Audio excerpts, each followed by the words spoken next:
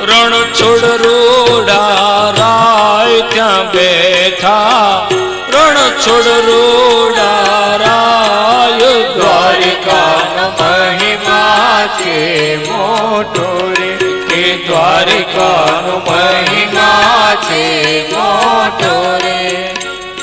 આ દ્વારકાના મહિમાની સાથે કૃષ્ણ ચરિત્રમાં ભગવાને કૃષ્ણ માટે થઈ અને જે અવતાર લઈને કાર્ય કર્યું એ ભગવાન વિશ્વકર્માનો અવતાર જગત ગુરુ વિશ્વકર્મા તરીકે પુરાણોમાં પ્રસિદ્ધ છે.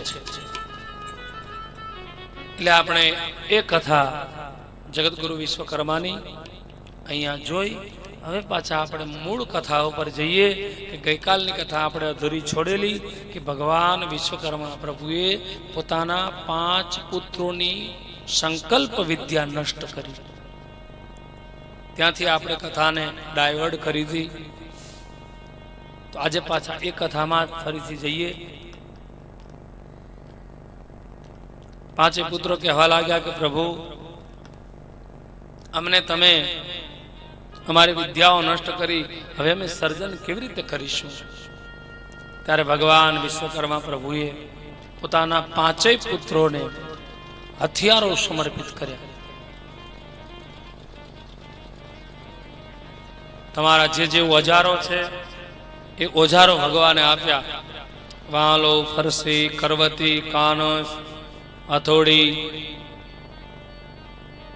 વીંધણું, ગિરમીટ, ફરસી, હથિયાર કેટલા પ્રકારના તમારા. વિશ્વકર્માના 5 પુત્રોના હથિયાર કુલ કેટલા? ભાગ્યશાળી છે ને ખબર હશે. કુલ આપણા 67 પ્રકારના હથિયારો છે. 67. વિદ્યાઓ કેટલી? 64. હથિયાર એટલે એક પ્રકારની વિદ્યા છે. આ તો આપણે એવું બધું છોડી દીધું, એની પૂજા થતી. ભગવાને હથિયારો આપ્યા, વિદ્યા 64 છે. એટલે તમને 67 હથિયારો આપ્યા. એટલે ભગવાને કહ્યું કે હે પુત્રો, વિદ્યા 64 છે, તમને 3 વિદ્યા ભગવાને વધારે આપી. 67 હથિયાર એટલે 67 વિદ્યા છે. અને હથિયારો જે આપ્યા એ દિવસ હતો વિજયાદશમી, દશેરાનો, આસો સુદ દશમ. અસ્ત્ર શસ્ત્ર ભગવાનને નિર્માણ કરીને આપ્યા.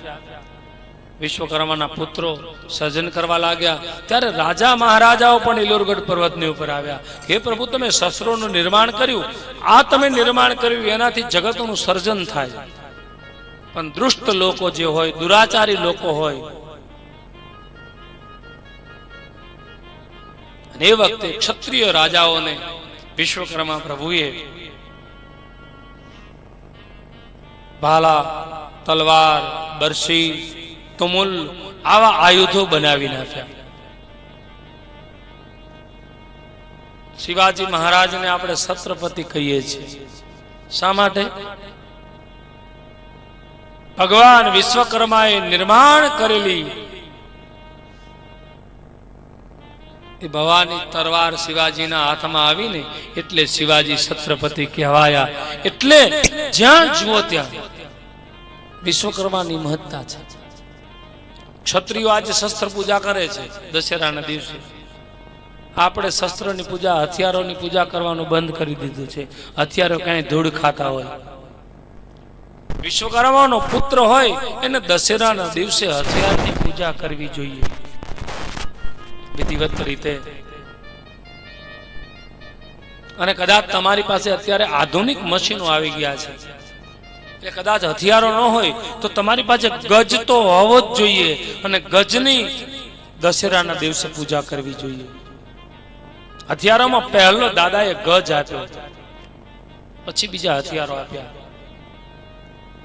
પુત્રો કહેવા લાગ્યા કે પિતાજી, આ હથિયારો દ્વારા તો